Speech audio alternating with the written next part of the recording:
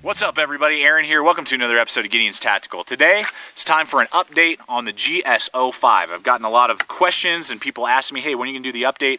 So I figured now would be as good a time as any. I've had many months. I'm trying to remember. I think it's been 6 to 8 months since I first got this in my hand, this knife. And so I've had an opportunity now to really use and abuse it for months and months and months, and done field sharpening and home sharpening. So I can talk to you not only about edge retention, but also field sharpening capability, because I think that's a big question for a lot of people. Can you field sharpen your CPM 3V models of the GSO line? And the answer, real quick, is yes, you absolutely can. First off, but before we get to me explaining that, I just want to talk a little bit about the blade. If you're watching this, or it's been a little while and you're like, man, I haven't seen those GSOs working for a while. I'm going to roll in some footage right now for you as I talk about it. This blade is still an amazing knife to use. I love using it. It's in my top collection, of like, which one am I going to carry? This is absolutely one of the top that I choose when I go out there and I'm going to be doing testing on other products, or I'm doing a camping trip or backpacking. Took it up recently on a backpacking trip that we did, because I know that I can rely on it, because it just destroys wood, guys. Regardless if I'm batoning through wood and just wailing on that spine, it is very tough steel. Have not experienced any sort of chipping or rolling as I baton, and I can just wail on it. I know I'm not going to snap and break this type of steel going through knots and different things, as well as light chopping. It's not really designed to be a chopper, but some light chopping also you can absolutely handle, as well as a plethora of carving capabilities, guys, from tent pegs to notches to feather sticks to chest pulls. The ergonomics and the edge design and geometry on the edge and saber grind just make it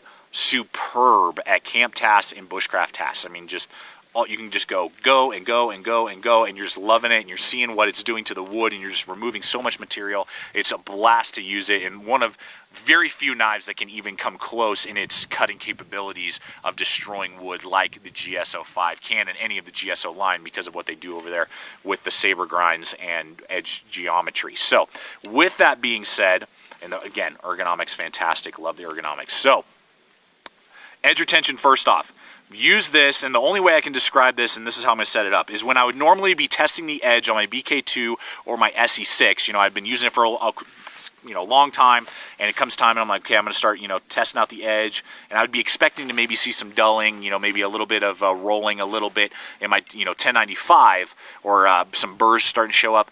Nothing with the CPM 3V steel. Nothing. And you can just keep going and going. And about the time that I would have to have resharpened, just ceramic rod touch up my SE or my Becker products, I've been able to go about 3 times as long with this CPM 3V before I need to do the same and just touch it up with a ceramic rod. So with that being said, that's the edge retention first. Phenomenal. I mean, it just holds its edge forever. Then it'll start to lose that shaving sharpness. It's still field sharp and absolutely capable, but it's just kind of lost that razor sharpness that you may be looking for. Then I just touch it up on ceramic rods on either my Spyderco sharpener that I have, or my Work Sharp field sharpener. Either one, it can absolutely do it. If you have a ceramic rod or ceramic stone, you can touch it up in about 10 or 20 strokes, and then you're able to get a shaving sharp edge back on it.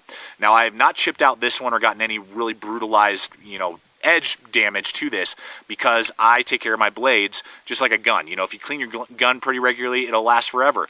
And the same thing is true if you touch up your knives regularly, and when you first start to see that dulling, you'll basically never have to do a heavy-duty sharpening situation unless you chip it out.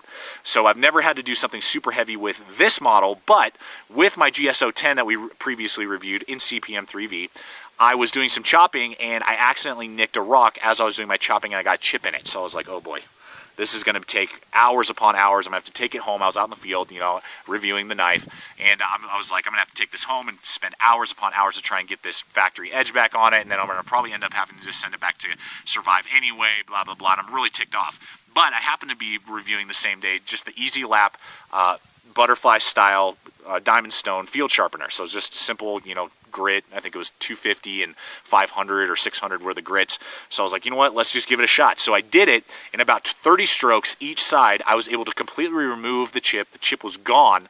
And then I just took it to my ceramic rods on my Work Sharp, and I got a factory edge shaving sharp again on it. So this is absolutely, if you're wondering, can I take this out in the field, and if I damage it in some way, just by being dumb or whatever, drop it, whatever, can I field sharpen it? Yes. The CPM 3V steel with the 59 Rockwell and the heat treat they're doing over there at Survive Knives, you can absolutely field sharpen this knife. Absolutely no problem, hands down. You can do it, and I would absolutely rate it as a survival knife because it's so tough that it can handle any of the sort of side-to-side prying and abuse I'm doing, hold its edge forever, and then I can field sharpen it with either my work sharp or even some sort of ceramic stone of any kind, and you can basically take care of your GSO-5 and any of the other GSO line that uses CPM 3V steel. So yes, it is a super steel, but I would absolutely take it any day along with 1095 or 5160 for its field sharpening capabilities. Absolutely. It's actually easier for me to do it, resharpen this, than the Aus 8 on my SOG seal pup. Mind blowing that it was easier to do that, to work on this, than it is to work on some of my SOG products with Aus 8. Ridiculous. So guys, with that being said, everything's still working great with this knife. The Kydex sheath is still holding its retention amazing. The belt clips / molly loops still work fantastic. I'm kind of carrying it scout style right now, and it's awesome. Really well designed. Any of the CPM 3V models over there at Survive Knives is absolutely a survival knife because you can absolutely field sharpen it with no problems whatsoever. I love my GSO-5, and I hope this update has helped you guys out. If you've been nervous about CPM 3V steel from Survive being a good quality survival steel, it is. I love it, and it has held up fantastic, and I would still recommend the GSO-5 and any of the GSO line for its capabilities in CPM 3V. Mind-blowing blades. I love them. Love them, and you could bet your life on them, in my opinion, because I've use and abuse these blades, all of my Survive knives, and I cannot wait to run this knife up against the SK-5. This is another little plea to Survive over there, and Guy.